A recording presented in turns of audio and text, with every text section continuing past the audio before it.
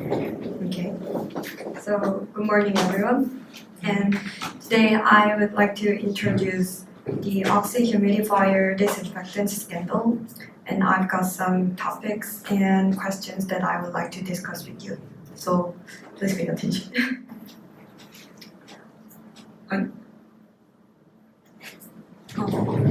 So first, what is conflict of interest? So conflict of interest is a circumstances that create a risk that professional judgments or actions regarding a primary interest will be influenced by a secondary interest.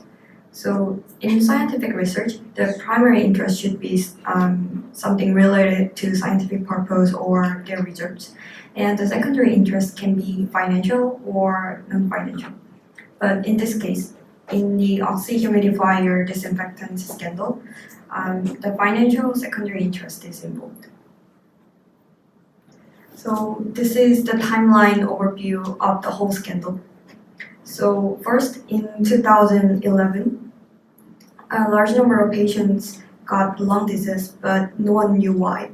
So some doctors from Seoul Asan Hospital, they kind of raised the issue, and the Korean Centers for Disease Control and Prevention, the KCDC, began to investigate the case. And they found out that the disease, the lung cancer and lung disease, were not caused by some kind of infection. So it was not by any virus or germs, but it was by environmental factors. So, and they pointed out the specific humidifier disinfectants. It was made by various companies, but mostly by Oxy. And it was pointed out as the most possible cause, and they kind of warned people not to use it. And they also planned a 3-month animal experiment to investigate the toxicity of the products. And at the same time, Oxy approached Professor Yu at Hosa University.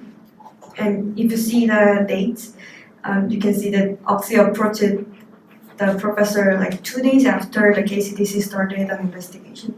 And Oxy commissioned experiments to test the toxicity, but they kind of mentioned directly to the professor that they are doing experiments to defend legal suits from the patients. And what was more shocking was that Oxy also paid the professor 200만 won per month as an advisory fee, but it was kind of separate from the official funding, so it was illegal and unofficial. And 1 month later, Oxy also commissioned another research to Professor Jeonghyun Seo at Seoul National University, and they kind of commissioned the same research, and the professor also received an additional 1,200만 won. It's also with his private bank account, and it was also separate from the official research funding, and it was illegal and unofficial. So later in 2012, the victims filed a lawsuit against Oxy, and Oxy suggested these 2 research done by 2 professors as their evidence. And since the evidence was so strong, the lawsuit and the investigation got paused and suspended until Delegate Shin Sang-jung. She's a member of the National Assembly, and she proposed a special law to restart the investigation, and the investigation restarted at 2013. So there's kind of 2-year gap between the start of the scandal and restart. So this time the 2 professors got caught, and it was revealed that they did the research misconduct. So this time I would like to focus on each professor's misconduct. And this is Professor Yu Il-jae getting arrested. So for the Professor Yu from Hosa University, he knew that the intention of the experiments to make up some favorable evidence for the Oxy. And since he knew this context and he also received private money from the company, it was kind of obvious that there was the conflicts of interest between money and the scientific purpose. So what was more ridiculous was that his research team conducted experiments on inhalation toxicity, but the experiments were not done in the laboratories, but it was done in their own houses. And they kind of opened the windows for ventilation. But you should notice that they were doing experiments on the inhalation toxicity. So ventilation means the result was kind of correct. And in the final report, the professor made a conclusion that the products were not dangerous to human bodies. And the report played an important role to pause the investigation and the lawsuit. And he was charged fraud and the breach of trust, but was sentenced less than 2 years in prison. So this is the case of Professor Yu. And this is Professor Jeonghyun from Seoul National University. So he was also kind of in the same situation with the Professor Yu Il-jae from Hoseong University. So he knew that the Oxy was in a difficult situation, and he knew that they are doing research because they want to make up favorable evidence for the possible lawsuit. And he also received advisory fees, which was unofficial and illegal. And his research team, they conducted inhalation toxicity experiments on 15 pregnant mice at the first time. And out of 15, 13 mice experienced stillbirths. So they gave birth, but their babies all died. So this is initial experiments kind of specify that the product is obviously dangerous, but they omitted this result and did not specify in their final report. So this Professor Cho also charged with evidence forgery, breach of trust, and fraud. But in the Supreme Court decision, he was not sentenced guilty of evidence forgery and breach of trust. So the Supreme Court decision,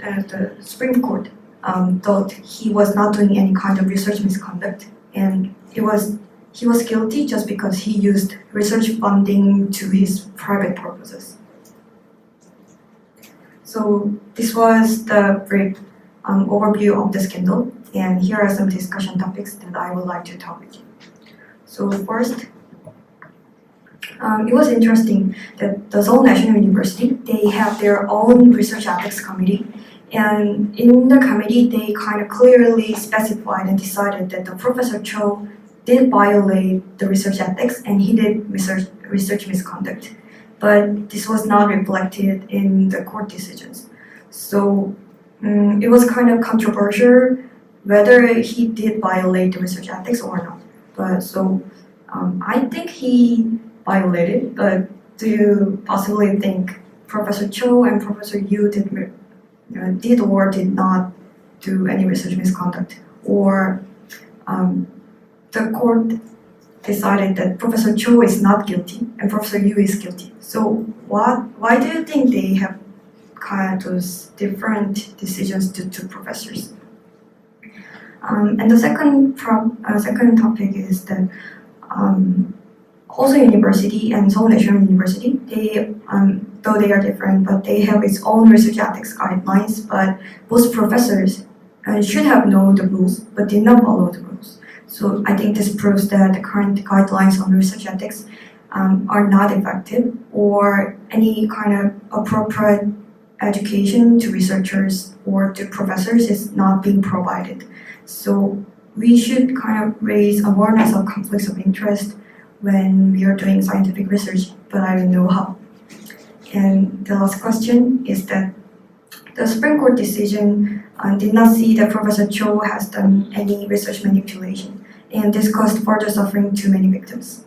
And so research misconduct by scientists is not just limited to incorrect scientific research, but it can also influence our lives, our everyday lives, and create real-life victims in the society. So, considering this, it is necessary to raise awareness of research ethics and conflicts of interest in scientific research among not only among the scientists, but also among the general public and policymakers and lay people. So, how can we achieve this? This is my last question.